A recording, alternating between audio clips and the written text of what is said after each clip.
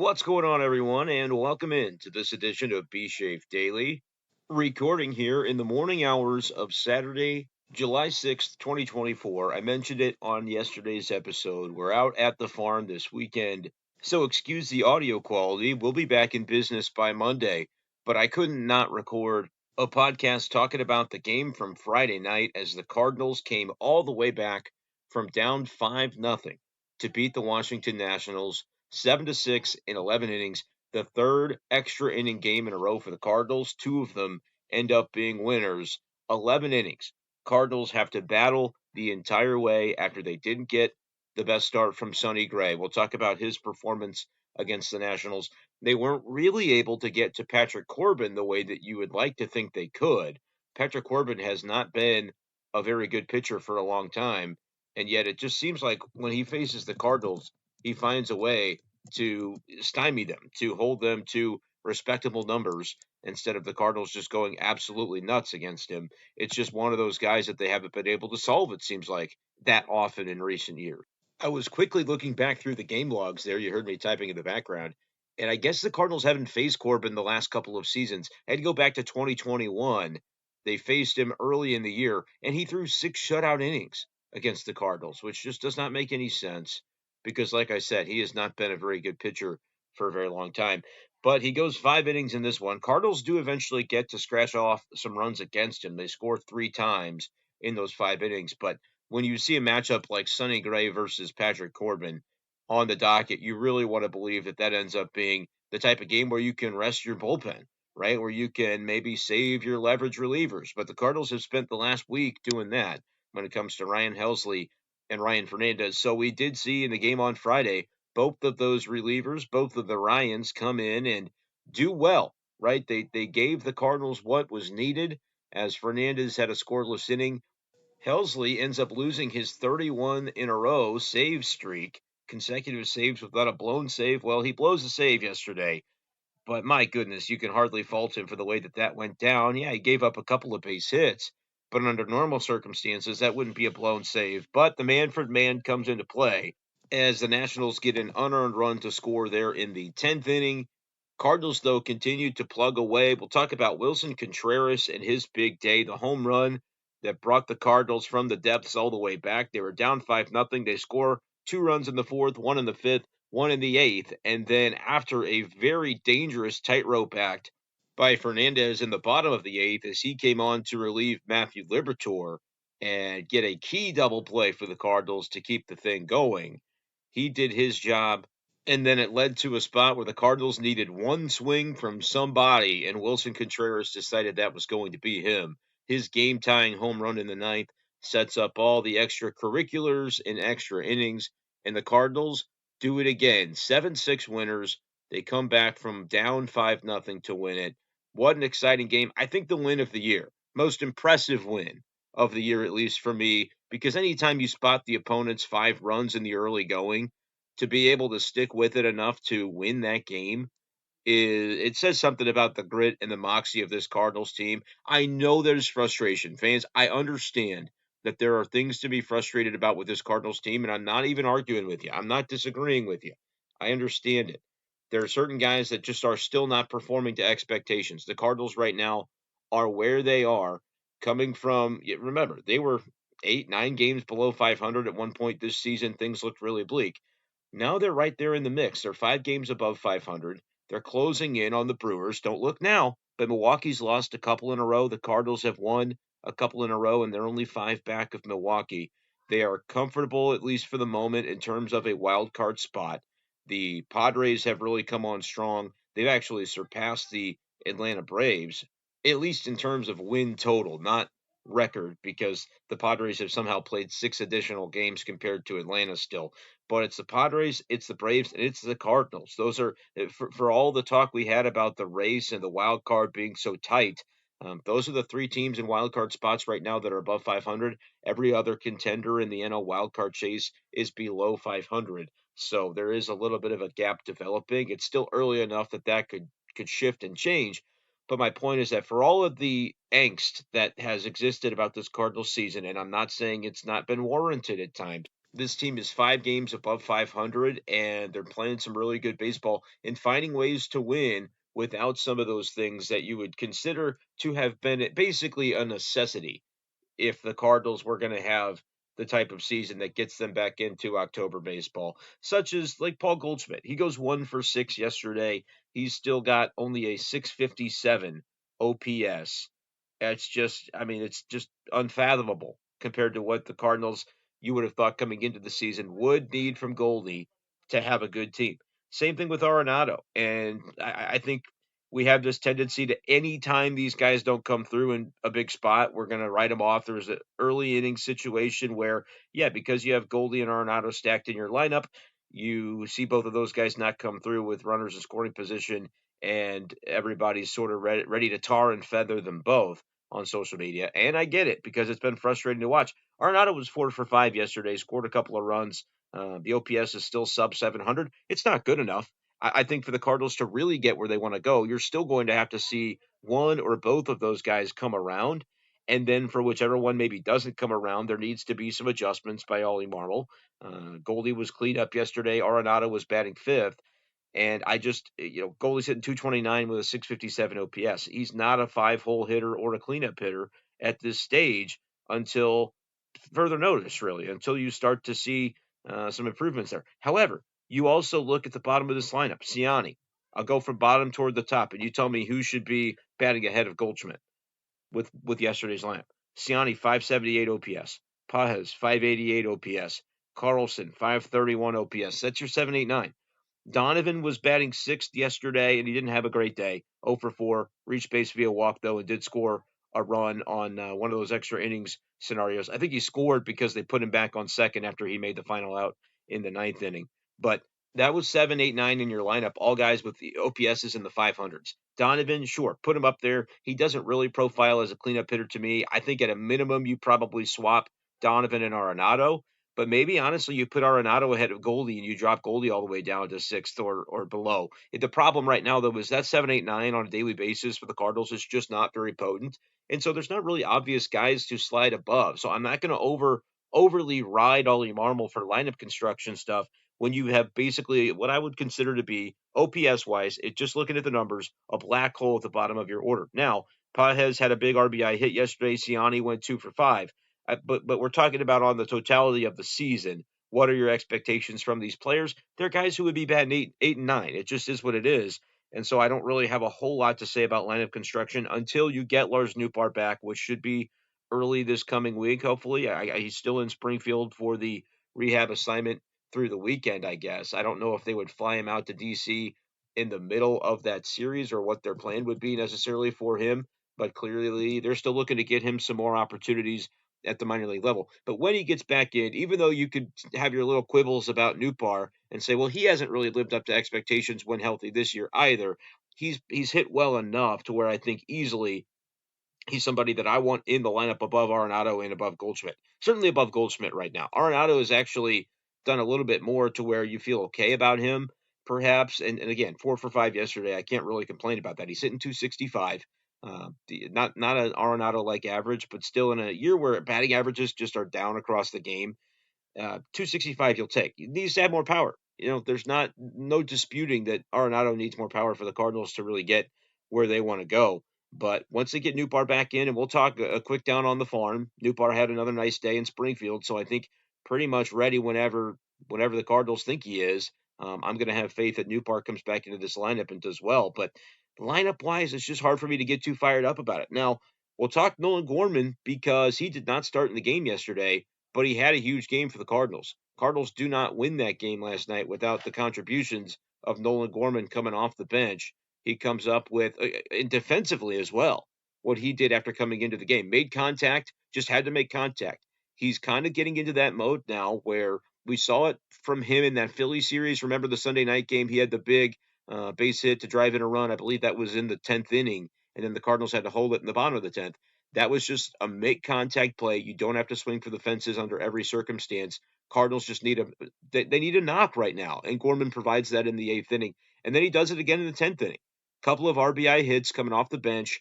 We've seen this before. He's coming around because he's starting to put the ball in play a little bit more in those clutch scenarios where he's not trying to do too much. And when we see it coming, we know that he's dangerous once he does arrive. So for me right now, if he's in the lineup, I'm still putting him in that bottom third, 7, 8, 9. He's not going to bat ninth, but seventh or eighth is kind of where I want Gorman. Do it for a couple more games, and then I know it can be a little bit scary because he was a black hole batting fourth, which is way worse in your lineup than having that at the bottom. And that's what Gorman was for weeks at a time. But if you show signs that he's coming around, I think you don't hesitate to put him back up a little bit higher in the lineup if you see it for one or two more games. Like I said, not quite enough yet, but he's had like 3 games in a row where he's contributed.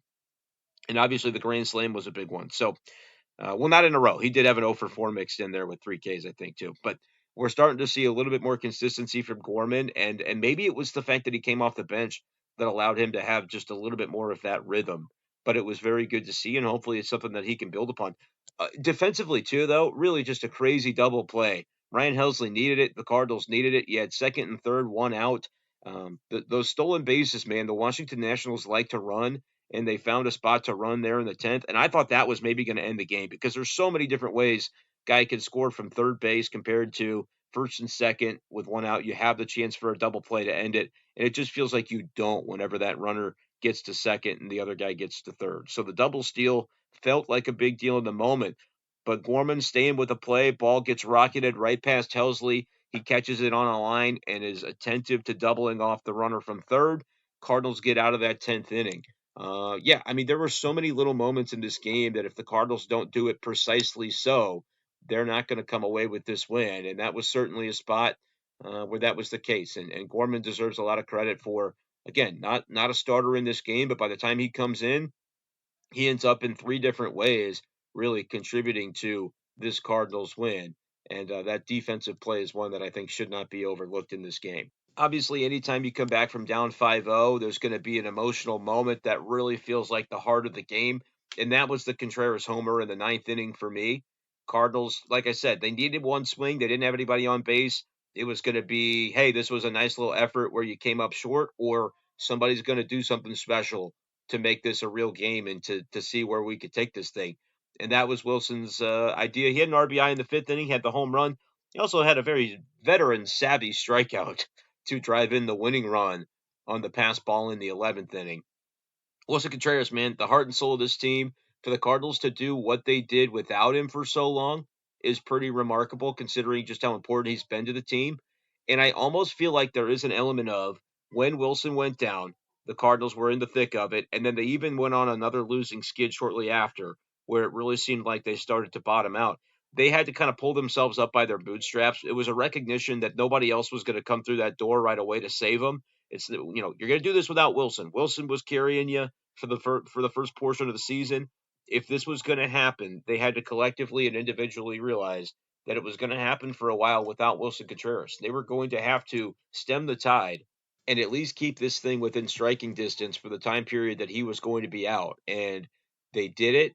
Not only did they do that, they made a run to be able to get above 500, get him back in there.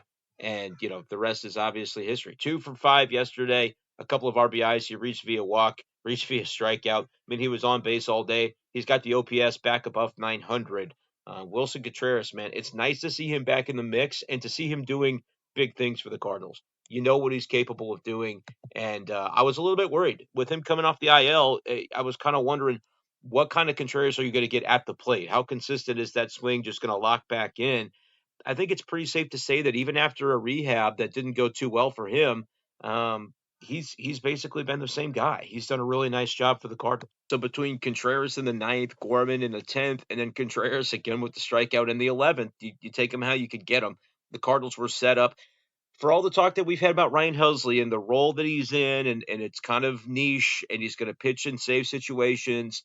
He did the job on Friday night, and he wanted the ball for a 2nd inning. He told Ollie Marmol there was a conversation where Helsley told Marmol he wanted the ball, and Ollie told him it was your ball to have, understanding that the bullpen has been taxed, that Helsley and Fernandez have sort of been the beneficiaries in the last few days of maybe only having to pitch once over the first few days of July. And that was a case where Ryan Helsley recognized, look, I might be the best option to be able to get out of this. Didn't hold his head down because of a save streak that he lost. He said he's going to go back out and get the job done. And just soft contact all the way through in the 11th inning. When you have a guy on second base for free to begin an inning, you need pop-ups, you need soft contact like that, preferably in the air, because soft contact on the ground can advance runners and can lead to some dicey situations. If you're not getting the strikeouts, it's got to be that pop-up soft contact, and that's exactly what Ryan Helsley was able to do.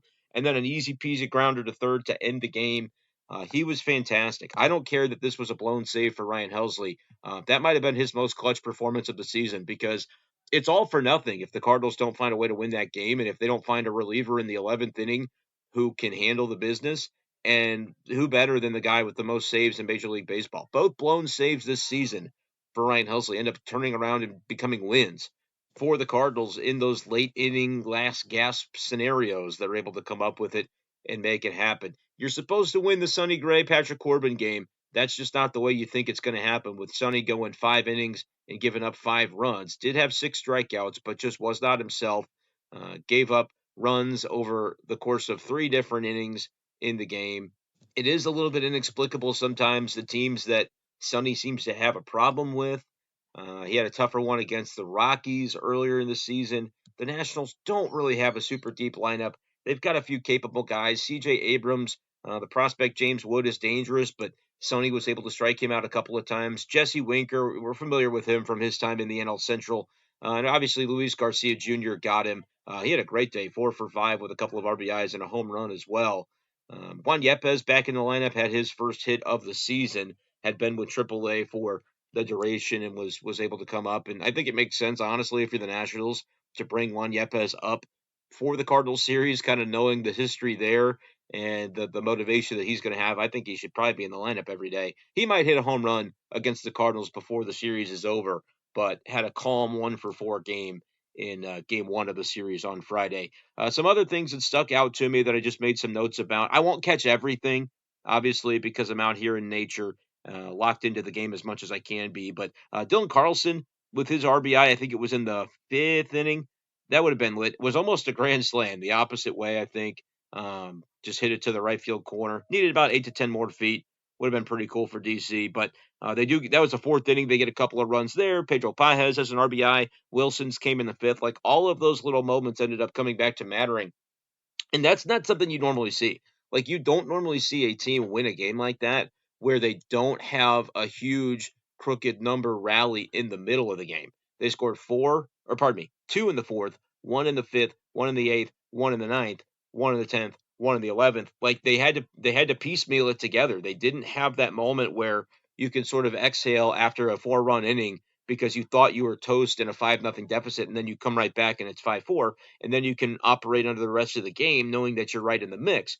No, it was until the bitter end that the Cardinals scored that 4th run in the 8th, and then you go into the bottom of the 8th going, you got to hold them there, and then you got to score within the next 3 outs. They almost don't hold it in the 8th, but are barely able to do so. A key double play to end that inning. I think the ball deflected off of Fernandez's glove, but Mason Wynn was still right there, stuck with it, and made the play. And then again with Contreras hitting the homer in the 9th. Just some really impressive stuff by this Cardinals team. We highlighted Gorman. We talked to you about the couple of hits for Ciani. Arenado going 4 for 5. Contreras. Nobody else had the double hit games, or multi-hit games rather. Mason Wynn, Alec Burleson, and Goldie all with 1 base knock. It was an 0 for day for Donovan and Carlson. But man, how about Gorman off the bench? Just some key stuff from this Cardinal offense that you have issues with it, right? You don't love everything they're doing. 4 for 16 with RISP is not outlandishly good. To have that many chances with RISP is good. Now, that's partially aided by your extra inning appearances because you get one for free. The Nationals were also 4 for 16 with RISP in this game. Cardinals left 11 on base. Like, there are nitpicks that you can absolutely have and say, this needs to be better. They can't sustain this or that. But some of the stuff that they did, if you spot the other team 5 runs, it's very rare that you come back and win that game. And it would have been a gut punch had they come so close and then not been able to complete the comeback. But every little contribution was able to help make it happen. Chris Roycroft was back. I do feel a little bit bad for Jacob Bosiokovic, as he did not even get into a game. The 30-year-old comes up, his first chance at the big league level, but the games the last few days have honestly just been too close. Sometimes I might rip Ollie Marmol or a manager for doing that to a guy that might be the only time he ever makes it to the big leagues. But it is the big leagues for a reason, as Tim McCarver used to say, and it's not necessarily just, time to be able to prioritize the feel-good story over anything else. they would have found a way to get Bosiokovic in a game if they could. I just think he had 3 extra inning games in a row, and these were all tight contests, and there wasn't really an obvious spot for him. Roycroft is the guy that you need, right? 1 2/3 innings, scoreless. They were dodging traffic all day. Little raindrops on the base paths, a hit and a walk against Roycroft. Liberatore comes in, he gets you out of the rest of that 7th inning, but then he has some issues in the 8th inning where Fernandez has to come in. They work around a guy to get the situation they want with the bases loaded. You get a key double play, and then it's Jojo Romero that comes into the 9th inning and helps out. Every Cardinal reliever gave up at least 1 base runner, but I would say all of them did their job. All 5 guys that came in, from Roycroft to Libby to Fernandez, Jojo, Helsley, those guys covered 6 innings and didn't give up any earned runs. The only run allowed by the 6 of them, or by the 5 of them over those 6, was the unearned run in the 10th inning against Ryan Helsley, which isn't it kind of lame that it breaks the save streak? I know that fundamentally it has to, because there's no other way to really grade that, but there should be an asterisk in there or something, because when a guy goes 31 in a row and then the only run that scores against him was put there by the commissioner of baseball, I don't know. I got a little bit of a problem with that, but you got to be proud about Helsley coming back and not letting it phase him. And with 2 scoreless innings, according to ERA, he lowers his ERA to 2.41 for the season. He 100% is an all-star. It would be a joke if he's not on the all-star team, but I also think it would be nice to see Ryan Helsley get to go home, hang out with his family for a week instead of have to go out there to Arlington, Texas. But we'll see the way that one ends up getting shaked out. Shaked out. Anyway, I'm a little bit tired. But what'd you think, Cardinals fans? Let me know in the comments below. Make sure to subscribe to the channel if you enjoy Cardinals content all season long. I'm not going to go long-winded about the game itself. I'll let you guys in the comments tell me what I missed. But what a game it was. What a win it was for the Cardinals to continue some positive momentum. Let's go down on the farm real quickly before we get out of here for today.